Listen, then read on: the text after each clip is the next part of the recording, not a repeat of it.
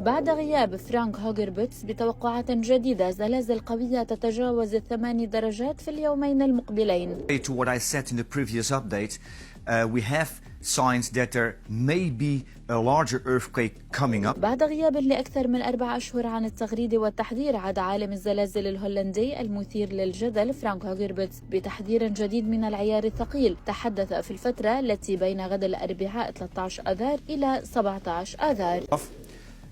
We see the red peaks on the 12th and especially on the 3rd. وفي التفاصيل قال فرانك هوغربتس عبر تغريدة على حسابه في اكس انه يبدأ غدا الاربعاء تقارب مثير وفريد من نوعه لاقترانات الكواكب. We can have a megathrust earthquake. It happened in the past.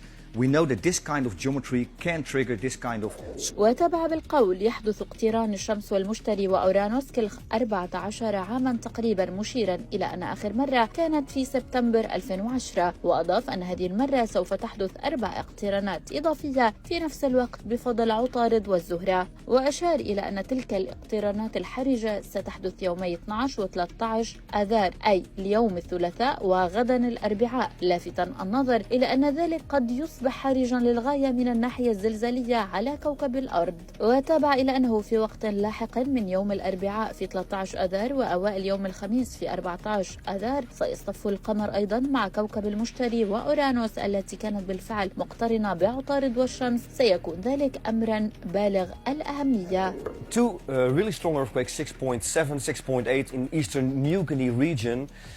That followed on the strong activity. وأضاف إذا نظرنا إلى اقتران الشمس والزهرة والمريخ فقد حدث ذلك في ديسمبر 2004 أيضا مع زلزال بقوة 9.3 درجات قبالة سواحل شمال سومطرة. ومنذ 5 نوفمبر توقف هوغربتس عن التغريد أو نشر أي نشرات فلكية أو توقعات بأنشطة زلزالية، بالرغم من تعرض الكرة الأرضية منذ ذلك الوقت لهزة قوية بأماكن مختلفة بلغت قوتها في بعض الأحيان 7.6 درجات على مقياس ريختر. Some stronger seismic events actually spread out over the week.